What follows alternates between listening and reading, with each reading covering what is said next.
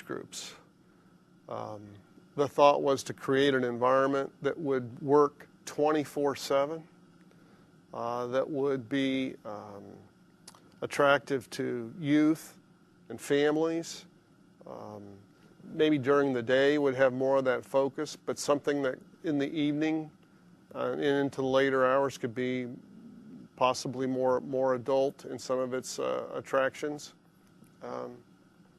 And also that it would be a place where people would live as well.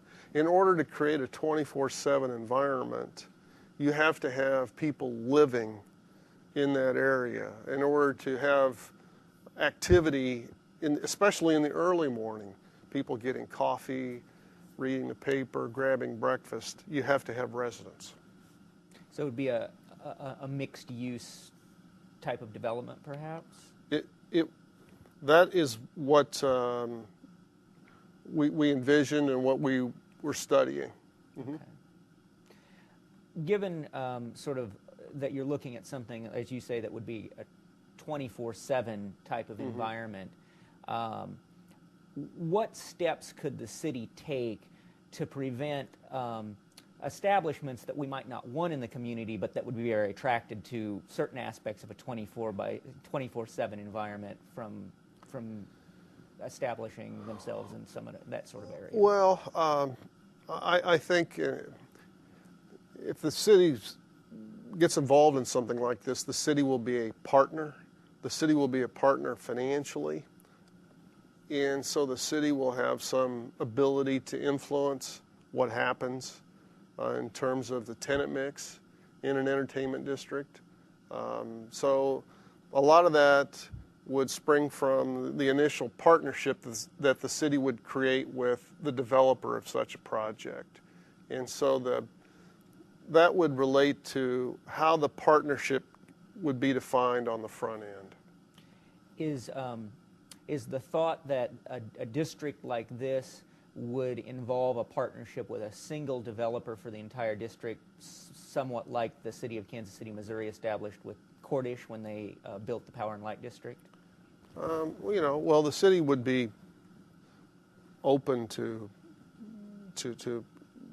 multiple possibilities, but I would say the most likely thing is that there would be a single developer, or maybe at least a master developer. It may not be that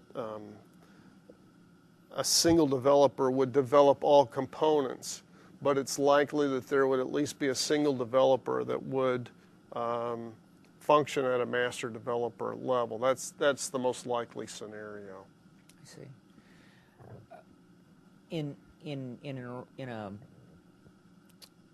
an establishment like this, is it likely that there would sort of be an anchor tenant concept?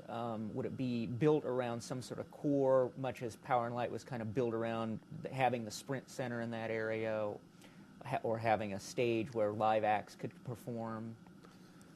For any district like this, there has to be an anchor or anchors, probably multiple anchors. It could be an entertainment venue. It could be a retail anchor. Yes, and some kind of an anchor or anchors is important to the success of any district, I think. So what would be the biggest potential hurdle to actually making something like this go from concept stage to reality? Well, right now it's the market. The commercial real estate market is in the midst of one of the most severe downturns in decades. So for an entertainment district to be created in Overland Park, while the city's willing to participate and assist, the city would want to only be in that role